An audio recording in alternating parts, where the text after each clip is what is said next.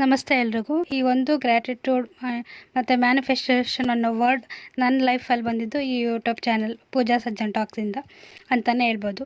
ನಾನು ತುಂಬ negative thinking, ನನಗೆ ಯಾಕೆ ಎಲ್ಲ ಕೆಟ್ಟದೇ ಆಗುತ್ತೆ, ಎಲ್ಲ ದುಃಖ ನನಗೆ ಇದೆ, ನನ್ನ ಬಿಟ್ಟರೆ ಎಲ್ಲರೂ ಖುಷಿಯಾಗಿದ್ದಾರೆ ಅನ್ನೋ ರೀತಿ ಥಿಂಕಿಂಗ್ ಇತ್ತು. ಈ 28 ಡೇಸ್ ಆ್ಯಕ್ಟಿವಿಟೀಸಿಂದ ಥಿಂಕಿಂಗ್ ಪ್ಯಾಟ್ರನ್ ಚೇಂಜ್ ಆಗಿದೆ. ಲೈಫ್ ಟರ್ನ್ ಅಂತಲೇ ಹೇಳ್ಬಹುದು. ಮತ್ತು ಅವರದೇ ಕವರ್ ಪೇಜ್ ಮೆಸೇಜ್ ನನ್ನ ಪ್ರೊಫೈಲ್ ವಾಟ್ಸಪ್ಪಲ್ಲಿದೆ.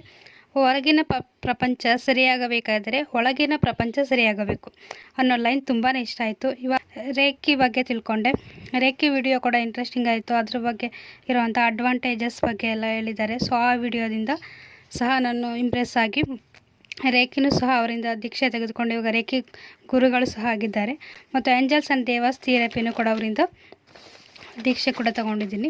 ಈ ಪೂಜಾ ಸಜ್ಜನ್ ಟಾಕ್ಸ್ ಚಾನಲಿಂದ ನನ್ನ ಲೈಫ್ ಸ್ಟೈಲ್ ಆ್ಯಂಡ್ ಹ್ಯಾಬಿಟ್ಸ್ ತುಂಬಾ ಚೇಂಜಸ್ ಆಗಿದೆ ಅಂತ ಹೇಳ್ಬೋದು. Thank you so much Pooja madam.